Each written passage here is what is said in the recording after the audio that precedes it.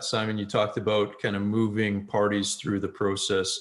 So Michael, what is it that exactly you're looking for? You talked about in one of your processes, you had 15 parties at the IOI, EOI, expression of interest, indication of interest phase, moving them on to the next phase of bidding on the LOI. What is it exactly that you're looking for to kind of shepherd a party along to the next phase? So in a typical process letter for the first round, number one is who's the identity of the buyer. It may seem like an obvious request, but very often you don't realize who you're dealing with and who the actual buyer is. And number two, where their financing is coming from, how committed is it, how confident are they in it.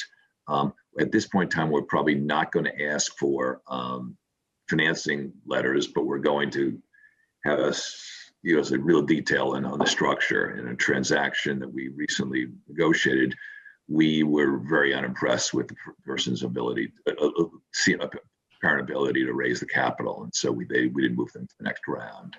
What assets are being purchased? Very often in these middle market companies, there are certain assets that are being withheld or not withheld. So you want to know what assets exactly you're missing. The structure of the transaction, all cash, earnouts, stock, any rollover equity, indemnification types of limitations, escrows, any escrows. And then lastly, probably the timing and the process of what a close would look like. What's interesting is you can learn a lot from that, but you want to understand the process. And I think those are the key points in our process letters. Occasionally there's an issue that is going to be an issue and you raise it. For example, in the last one we're doing, environmental liabilities was a huge issue, and we want to understand how they would approach the environmental liabilities.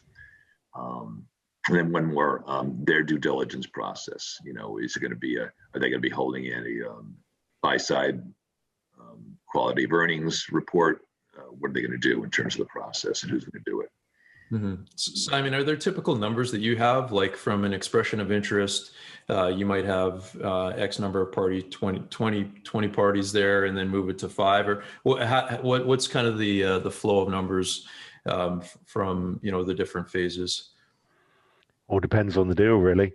Okay. It's you'd love to get 20 on every deal, but sometimes the shortlist makes itself. But typically, if you want to end up with probably 3, maybe 4 parties in the shortlist that you take forward to the data room and to receive further information, but you wouldn't grant exclusivity until you had that best and final offer in, and you would then just move forward with one party. But you want to be sure with the data room, as Michael and Michael said, Bill will know, that you want to be sure with the data room that they understand all the issues that could impact on price. You don't want to give them any surprises, or you don't want to give them any opportunity to change the price once we're in exclusivity. So, you might start with 10, you would maybe take 3, 4 through and there may be reasons why you've got specific parties, even if they're not the top price, that you choose them to go through to the next stage. But then with the data room, with those presentations with management and getting down to one party, you want to make sure that if there are any issues, they're on the table, because different people take them in different ways. And you need to know that if there is an environmental issue, that they've all factored that in, and you choose the final party based on the best price, and they've got no reason to chip going on. Yeah, Bill, can you add to this? Like, give us your experience on again, how do you select parties moving from interest to an LOI to being one of those final candidates that gets exclusivity? Sure. Let me just back up a little bit too. When we make the initial outreach, what I've done quite often, especially if it's an asset where we think we're going to have quite a bit of demand, and I'm sure the other guys have seen this too, everybody wants to see it. Yeah, show me the materials. Yeah, we're definitely interested. And so sometimes someone might be on the list and we think they might be interested in, but if we have questions, I will question them and ask them why they think this particular asset might be a fit. And at times said, I don't think it's a fit because you've told me one thing what you're looking for. What I'm selling here is something completely different. So that's part of our job.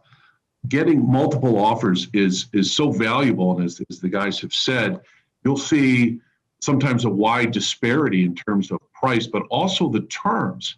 You'll also see quite often a trading band. This has been something that's been very interesting to me over the years. We'll get 3, 4, 5 offers, and you'll see a pretty close trading band, and then maybe you find an offer that is an outlier. And that's where you want to be able to find that one group that has that strategic imperative, willing to place a value on an asset above other groups.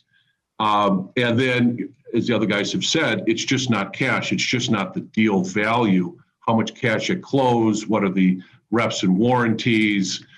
Any financing contingency? Are they offering stock, et cetera, et cetera? So there's a lot of factors that go into these offers. And at times we've actually suggested to a client to take a deal that was maybe not the highest deal value, but we thought it was the greatest certainty to close or had the most cash at close. We thought it was a stronger deal, even if somebody with a lot of structure had a deal that had a higher deal value.